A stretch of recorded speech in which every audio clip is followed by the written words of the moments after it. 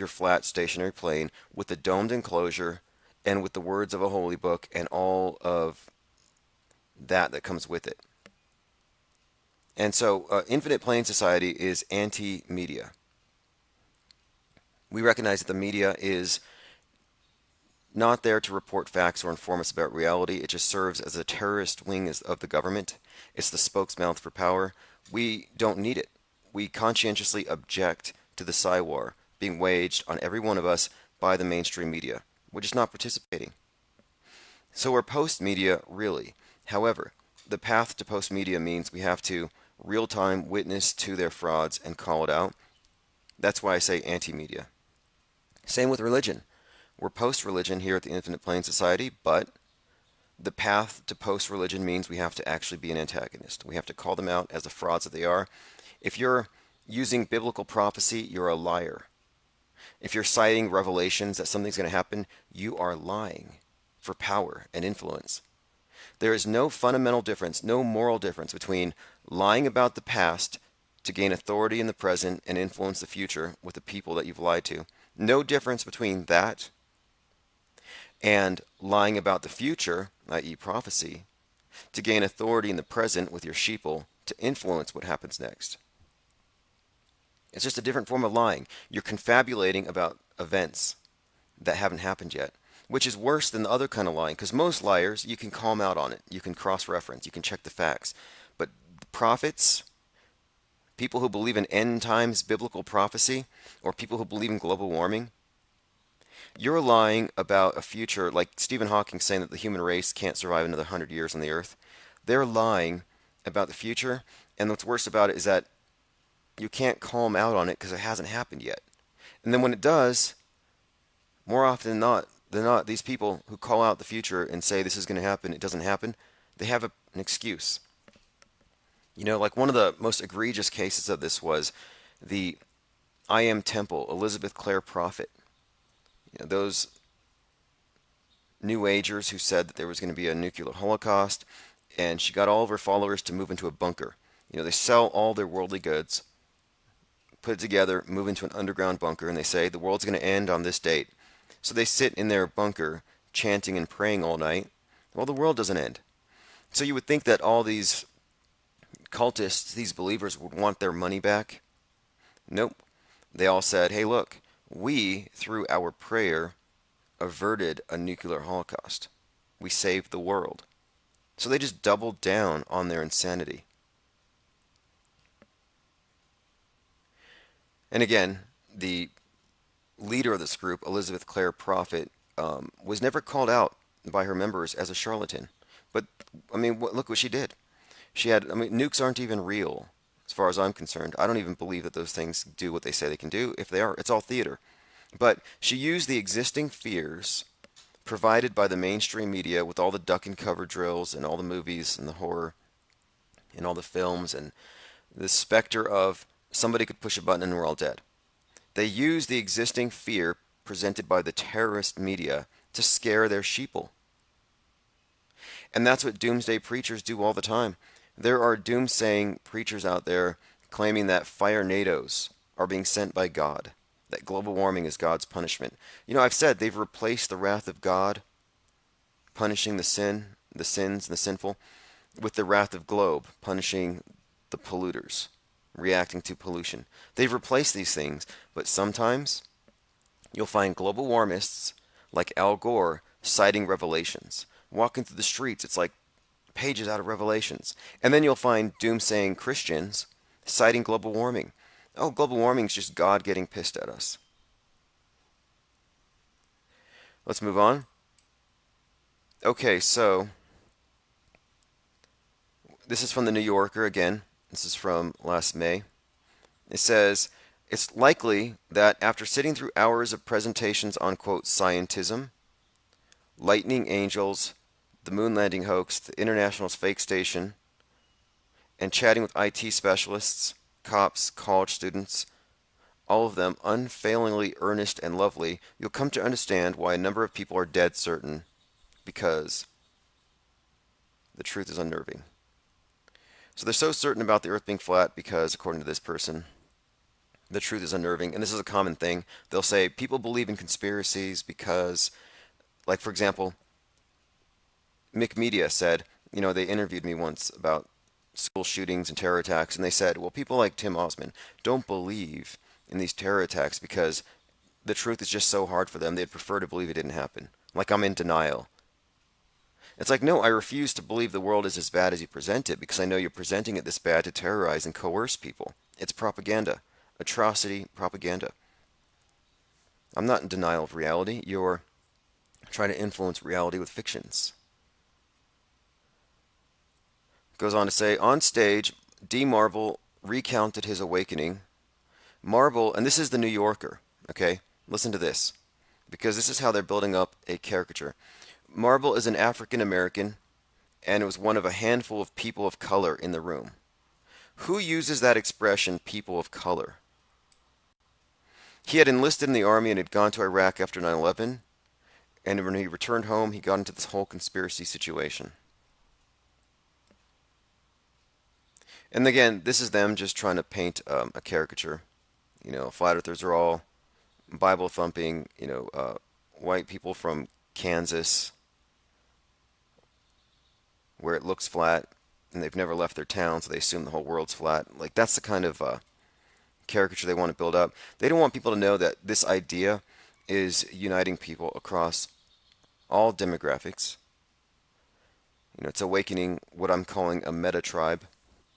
A meta tribe of individuals who recognize that fake science and fake media, that fake history, has all resulted in a surreality. And most people still exist in this surreality. Like, there is a surreality where kids are being shot in classrooms almost every day. This is a reality believed in by people like CNN's Jim Acosta, who says that there have been 1,500 shootings since Sandy Hook. Well, I don't know if you caught this, but last week NPR inadvertently did some reporting. NPR, these are supposed to be just spokesmouths for power. They're supposed to reinforce the propaganda, but they accidentally stumbled upon the truth. They were doing a story on 235 school shootings. This is NPR. So they start calling the schools one by one. Hey, how many kids died? What kind of guns were used, etc. Well, they called 235 schools. Only 11 of them had any kind of shooting incident. 11 out of 235. More than 200 fake school shootings entered into the statistics. And they would have stayed there and become part of our official history. That's why I say history is being falsified every day. Were it not for NPR accidentally asking questions. And out of the 11 that did experience shooting events, these didn't result in fatalities. These were just events like a kid brought a BB gun to school, things like that.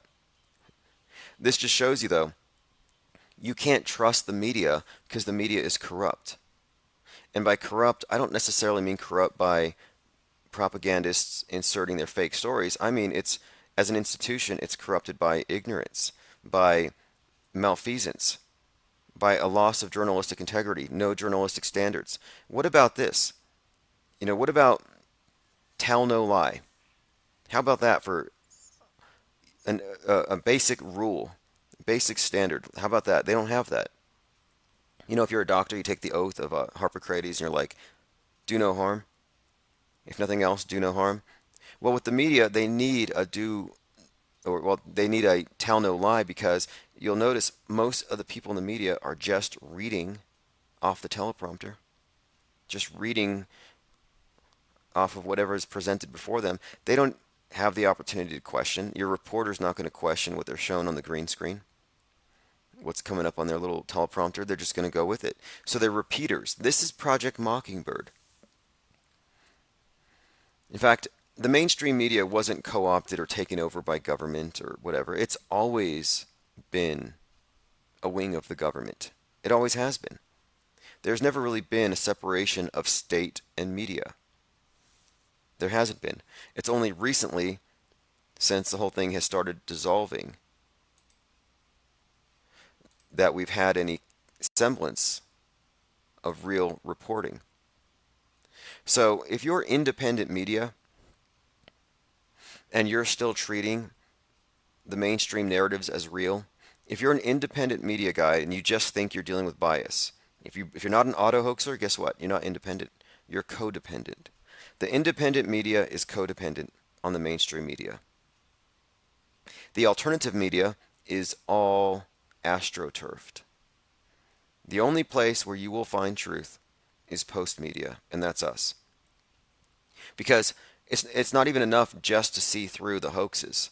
If you can't see through the fake science, if you can't falsify in your own mind for yourself the space program, if you can't see through it, well then you're still in the mediated surreality. So the Infinite Plane Society, anti-media, anti-religion, because we see through these things, and that's what we're founding, that's what we're basing our organization on. If you're not those two things, we don't need you. All we need is a coalition of 3, 4, 5,000 people on the same sheet with regards to these two main issues. We recognize that we need to unify against the dividers. And the dividers that we have today confronting us are, of course, the media and the religions. If we can see past, if we can unite on that, then we can effectively, as a group, move into a post-media reality where we're no longer even we're not even expected to react to anything anymore. Those of us in the IPS, we don't even sit there wondering, is this shooting real or fake? Should we feel bad? Should we send a teddy bear? No, we look at it like, okay, another fake event presented by the media. What's it being used for? They have not provided the burden of proof. They never do. We recognize what they're doing as a deliberate attempt to efface due process. We have the lynch mob, bloodthirsty, crying wolf, chicken little media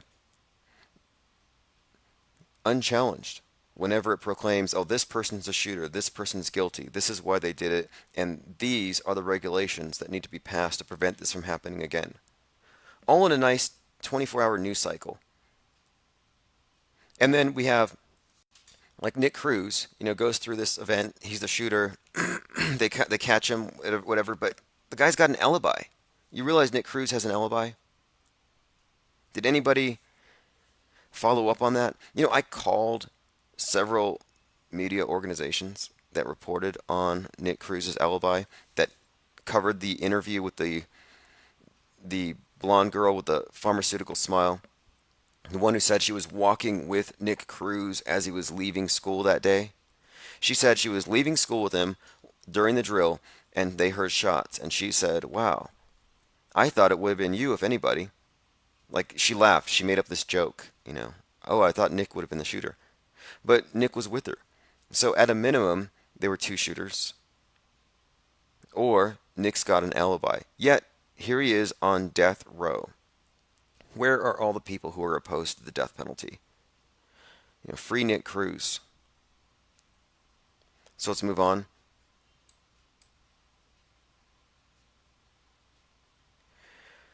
Let's see. Marble found the light in his. This is talking about D. Marble. This is the New Yorker. He was looking for videos related to Under the Dome. That sci-fi series. I had the book. It was by Stephen King. Under the Dome, a TV drama, and he came across Under the Dome, a 2-hour documentary by Mark K. Sargent, one of the leading flat Earth proselytizers. Now, the dome, okay? The dome is anti-science, unscientific, biblical. Mark Sargent kind of sells it as a sci-fi thing, kind of this kind of non-threatening Truman Show analogy. But no, it's biblical, 100%. It's all about God. His whole thesis was, oh, well, they're hiding God. No, you're hiding your religious agenda. And I called him and I asked him about it on his own show. I said, do you believe in Bible prophecy? Do you believe the firmament could fall and crush the non-believers? Because that's what the FE establishment, all the people in Flat Earth who are behind the conferences, behind FE Core and all that, the big names in this movement believe that the dome is going to fall on the non-believers. Now, if you didn't know that,